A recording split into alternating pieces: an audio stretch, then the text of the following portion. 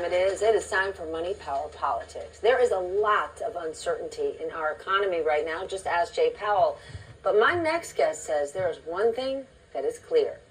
Donald Trump's trade war and budget bill could make life for most Americans a whole lot harder, i.e. more expensive. According to new research from the Yale Budget Lab, the combination of tariffs and the GOP budget bill would reduce after-tax income among the bottom 80% of U.S. households, while those at the tippity top would see an increase. Ernie Tedeschi joins me now. He's the Director of Economics for the Budget Lab at Yale. And 11th Hour's dear friend and economic guru, Justin Wolfer, is Professor of Economics and Public Policy at the University of Michigan. Ernie, we have got to start with your work because Trump and Republicans say this bill can only help Americans. You say that's not the case. Please explain. Sure. So we already know from the Congressional Budget Office that when you look at the tax bill on its own, the bottom 30% of American households on average lose out from that bill because the cuts to Medicaid and SNAP and other parts of the budget outweigh whatever benefit they get from the tax side. But what we did at the Budget Lab with crunching the numbers was we added in tariffs, which we thought was fair because many people, including the White House themselves, are portraying tariffs as a way of paying for this tax bill.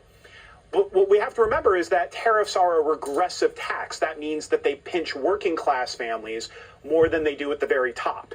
So when you layer on tariffs on top of the tax bill, it goes from, hurting the bottom 30% of families to hurting the bottom 80% of American households on average. For the typical American household, they lose more than $1,000 in income as a result of this.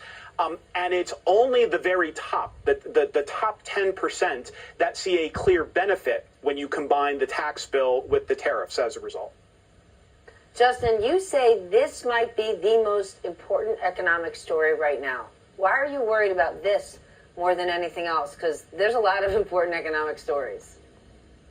It's the largest redistribution from poor to rich in a single bill in American history. Don't understate how important that is. Look, the work that Ernie did is really, really important. I want to underline that for folks at home. And I'm going to tell the same story. I'm just going to tell it a different way. There's three things Republicans are trying to do right now. They've got tax cuts. Extending the Trump tax cuts helps the rich, does nothing for the poor. Then they're going to pay for some of it, only a very small amount, with spending cuts. All of a sudden now they can find the poor. They couldn't find the poor when it was tax cuts. When it's cutting spending, it's Medicaid and SNAP. So the programs that help the most needy amongst us. And then, as Ernie pointed out, you layer on tariffs. Tariffs are like a sales tax. The more you spend, the more you pay. Low-income folks spend all their money. Rich people can stash it in the bank. And so, therefore, tariffs take a larger chunk as a proportion out of the paycheck of low-income people than high-income people. Add it all up. The top 1/10 get an average rise of about $7,000 a year. Good for them. If you're the second richest, you come out dead even.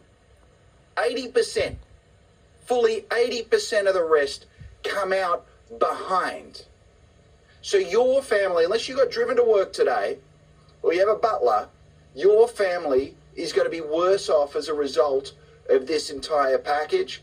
For a typical family, about $1,000, but it's a little worse than that, which is the neediest amongst us, the poorest 1/10. They're taking $2,600 from those folks, and those are folks where every dollar matters.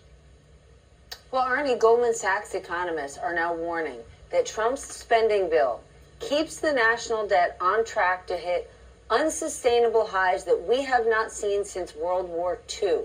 That's Goldman Sachs saying this. What does that tell you? I mean, it tells me that we should start to be concerned about our fiscal trajectory. Look, we already knew that even without this tax bill, America's fiscal trajectory was already unsustainable.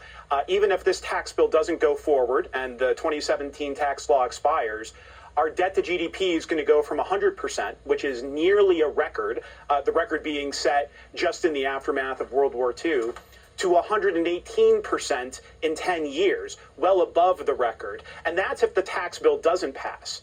If it does pass, this tax bill adds another $2.5 trillion to debt over the next 10 years, which just raises interest rates even more, makes servicing that debt more expensive to the federal government. But more than that, it's important for households. Households and businesses should really care about our debt trajectory, because the more unsustainable it gets, the more that bond investors question our fiscal sustainability and the safe harbor premium of American debt, the higher interest rates will be and the higher they will be for household and business products. One of the numbers that we crunched at the Budget Lab was what the increase in interest rates as a result of the House tax bill would mean for, say, a typical household mortgage. And what we found is that the increase in interest rates just from the House tax bill would raise annual mortgage payments on a typical home sold in 2024 by $1,000 in 5 years and by $4,000 in 30 years. You would see costs for credit cards, auto loans, small business loans also go up as well. So this is not just an academic concept of, debt is unsustainable. This is a cost of living, a kitchen table issue for both households and businesses in America. Justin, I want to talk about what these tariffs and the ICE deportations are also doing, sort of not the immediate impact of them, but the knock-on effect, because they're now contributing to the housing slump. Sentiment among home builders is now the lowest it has been in over 3 years. How bad can this get? And part of this is, for home builders, is because they have so many employees that are at risk of getting deported. They're scared that they could, and they're simply not showing up for work. So that's a big part of it. We're seeing the workers go missing, and then you're actually seeing a lot of buyers go missing. Remember, Trump began this term with tariffs on Canada. And Canada's where we get our lumber from. On Mexico, where we get our drywall from.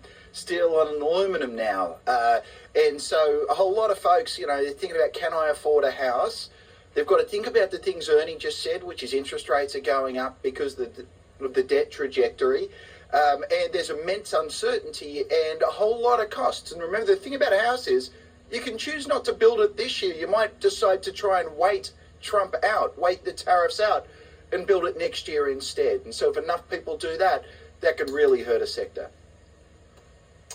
One more topic I want to cover before you leave. Justin, the president also extended his TikTok ban deadline by another 90 days. We should look closely at who the largest investors are in TikTok, and there will be a through line to who some of Trump's largest investors are when it comes to World Liberty Financial and his meme coin. But Trump officials were reportedly confident that the app would sell after tariffs kicked in on China. That has not happened. What do you think is going on here? I think there's a magic number behind all of this, Steph. Remember, this is the bloke who came to power, and the first thing he did is he put a 90-day pause on foreign aid, then a 90-day pause on federal regulations, then a 90-day pause on federal grant funding. Then he had the Liberation Day tariffs, and they went sour, so he put a 90-day pause on them for every country except China, where he decided to up the tariffs, and they retaliated and counter-retaliation and so on. So they had a special meeting in Geneva where they decided to have a 90-day pause. After that, they then got worried that they didn't believe each other anymore, so they went to London and they re-met each other, and they agreed that their old agreement was still on and the 90-day pause is continuing. And so what have we got now when it comes to TikTok? We've got a 90-day pause, but guess what, Steph? This 90-day pause comes after a 75-day pause that was extending a previous 75-day pause. So this is not a one-trick pony. This is a bloke who knows the number 75 as well as 90. Oh, good.